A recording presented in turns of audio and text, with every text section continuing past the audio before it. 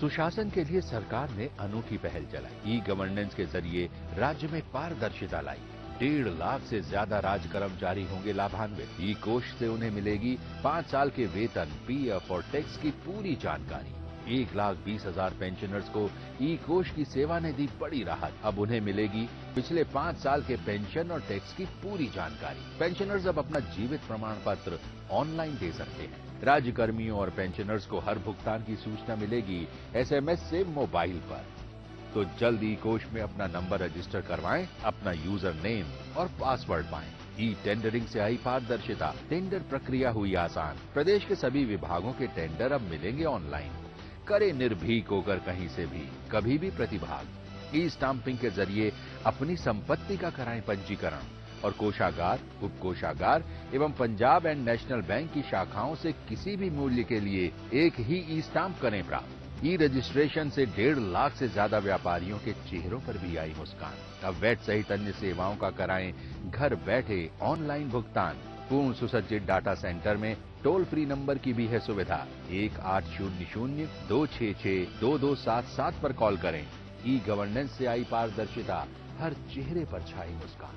हमारा संकल्प, आपके सपने पूरे करे सरकार। यही है ई गवर्नेंस का आधार।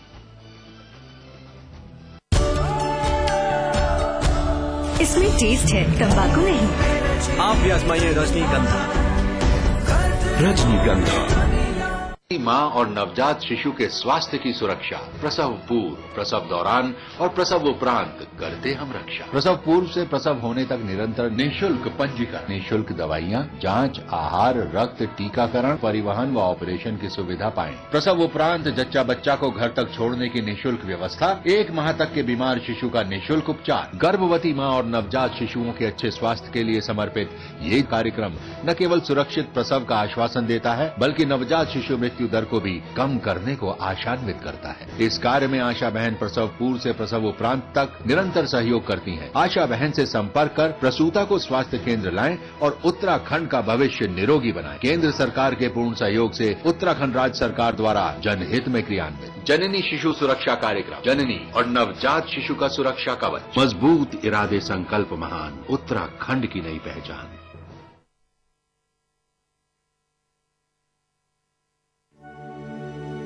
स्वाद बड़ी चीज है, स्वाद से बढ़कर कुछ नहीं। तुलसी सादा पान मसाला।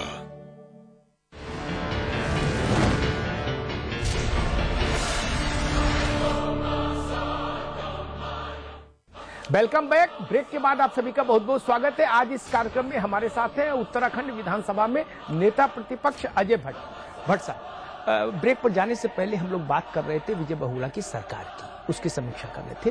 अब मैं भारतीय जनता पार्टी की जो सेहत है उत्तराखंड में, उस पर कुछ आपसे बात करना चाहूँगा। भारतीय जनता पार्टी को लेके एक इम्प्रेशन स्टेट भर में बना कि विपक्ष की जो एक प्रभावी भूमिका होनी चाहिए वो नहीं निभा पा रही।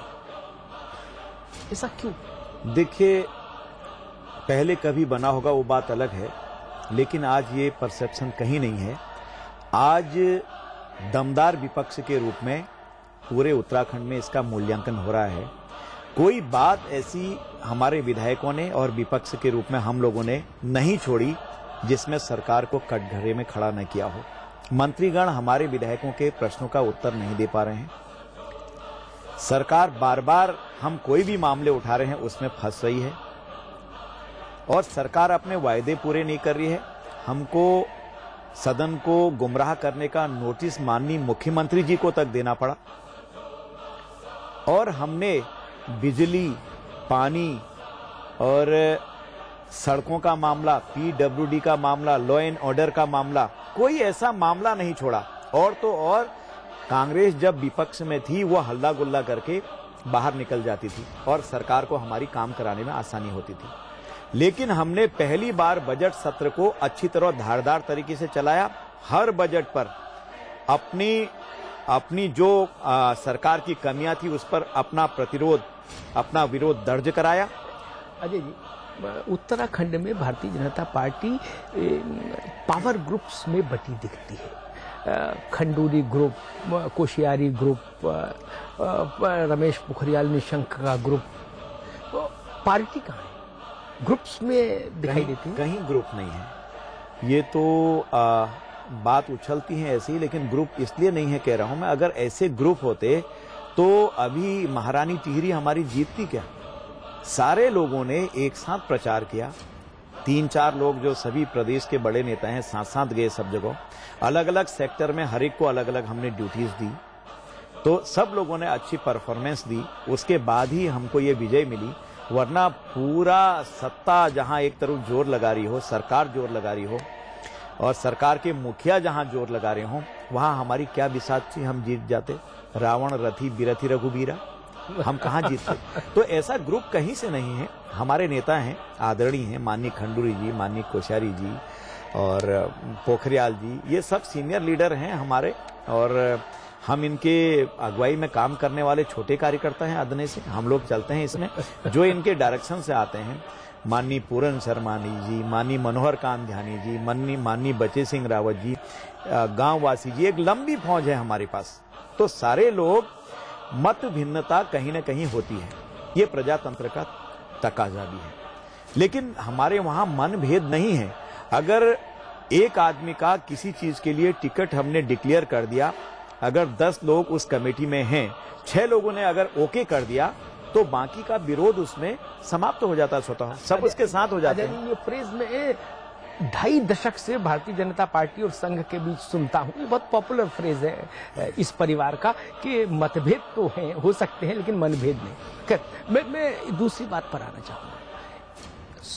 ये पोंटी चड्ढा हत्याकांड के बाद नामधारी प्रसंग जो छाया, उससे आपको लगता है कि भारतीय जनता पार्टी की प्रतिष्ठा को धक्का लगा, उसकी छवि पर कहीं दाग लगा? कोई धक्का नहीं लगा, क्योंकि हमने खुद कहा था किसी भी कार्यकर्ता के आपराधिक कृत्य के लिए पार्टी जिम्मेदार नहीं है। किसी भी कार्यकर्ता की, उसका वो व्यक्तिगत दायित्व है उस पर, अगर वो कोई गलत काम कर रहा है वो खुद ही निपटेगा। क्योंकि हम लोगों ने पहले ये देखा कि नामधारी जी हमारे सदस्य हैं या नहीं, माननीय प्रदेश अध्यक्ष जी ने देखा, उसकी इंक्वायरी हमारे वहां बहुत गहन होती है, नीचे तक के खकाले जाते हैं कि किस मंडल में है, उनका सदस्यता क्रमांक क्या है। तो 1 हफ्ते का समय लग गया देखने पे, बाद में पता लगा कि वो हमारी पार्टी के सक्रिय सदस्य हैं, तो तत्काल प्रभाव से उनको हमेशा के लिए बर्खास्त कर दिया। आपने बर्खास्त कर दिया, अच्छी बात। उस वक्त तो बर्खास्त करने के अलावा कोई दूसरा चारा ही नहीं था, क्योंकि वो जेल जा रहे थे नामधारी।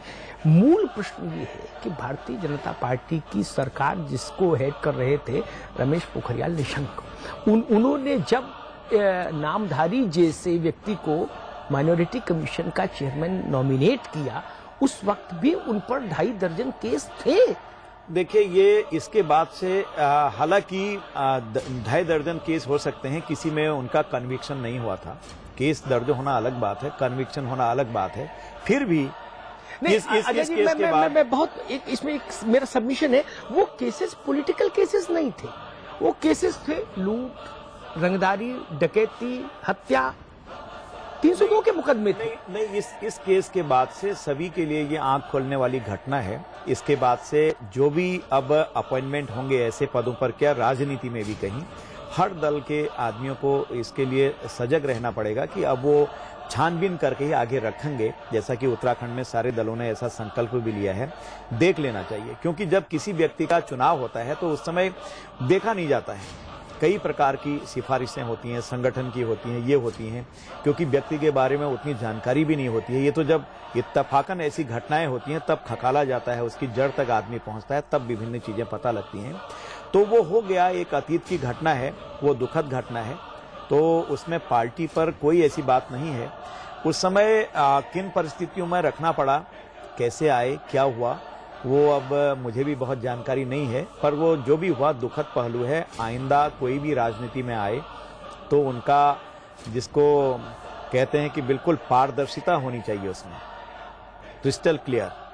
तो इस टाइप का ही मैं समझता हूं कि व्यक्तित्वों को राजनीति में आगे लाना चाहिए और व्यक्तियों को भी लाना चाहिए। ये सभी के लिए एक आई ओपनर का काम करता है। बट सब बहुत मांग हुई कि इस नामधारी प्रसंग और इससे जुड़े राजनेता और तमाम तरह की चीजें किसने सिफारिश की, क्योंकि इन सबकी एक जांच हो जानी चाहिए।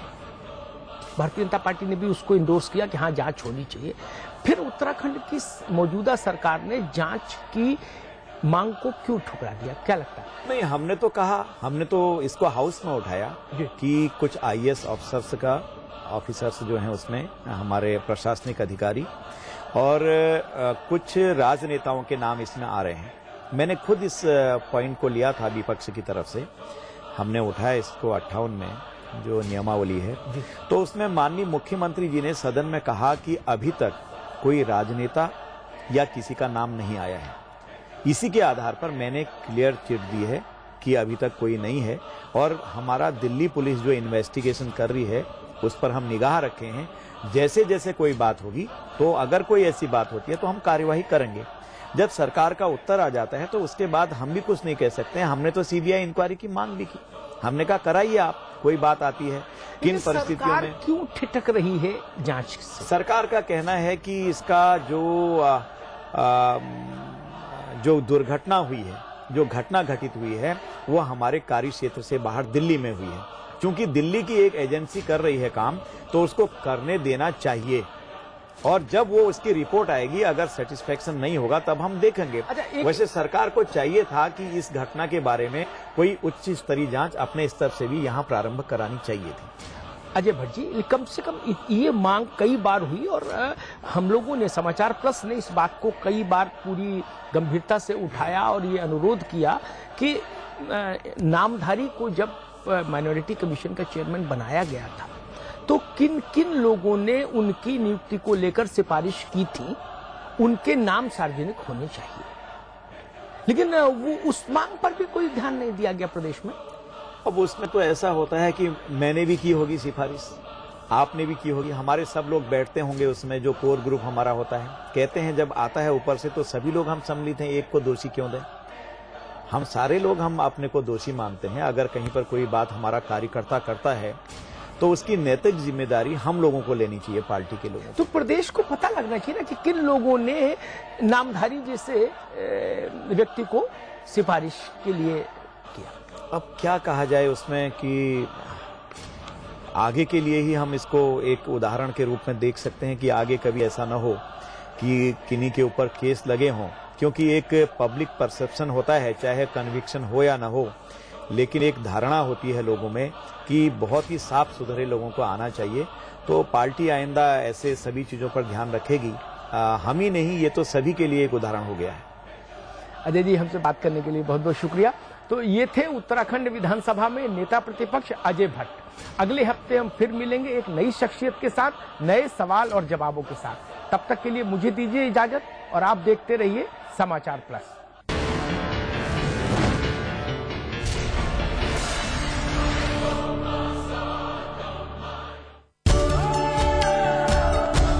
इसमें टेस्ट है, तंबाकू नहीं। आप भी आजमाइए रजनीगंधा।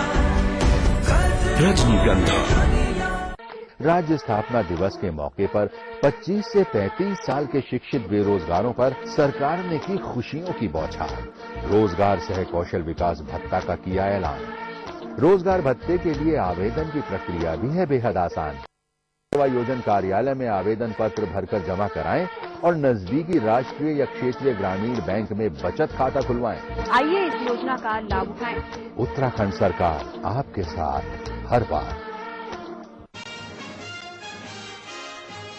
चित्रकूट के राजापुर के घूसखोर थानेदार पर होगी कड़ी कार्रवाई। ADG law and order Arun Kumar Jha ने मांगी समाचार प्लस से सीडी। कहा दोषी साबित होने पर थानेदार को भेजूंगा जेल। समाचार प्लस के कैमरे में कैद हुआ था घूसखोर थानेदार। बालू भरे ट्रकों की निकासी के लिए मांग रहा था 50,000 रुपए महीना। समाचार प्लस ने किया था स्टिंग ऑपरेशन। सूरत में इंडियन ऑयल के डिपो में लगी भयंकर आग। 9 घंटे बाद भी आग पर नहीं पाया जा सका काबू। लाखों लीटर की क्षमता वाले 2 टैंक हैं आग की चपेट में।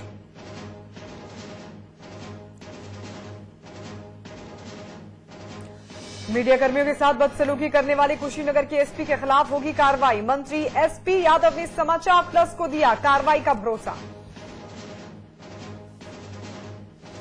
सीएम अखिलेश का ओएसडी बनकर फोन करने वाला युवक लखनऊ में गिरफ्तार। पिता का प्रमोशन कराने के लिए शुगर फेडरेशन के एमडी को किया था फोन। फैजाबाद के जिला अस्पताल में फायरिंग का मामला। 2 पुलिसकर्मियों को अंबेडकर नगर के एसपी ने किया सस्पेंड। पुलिस की सुरक्षा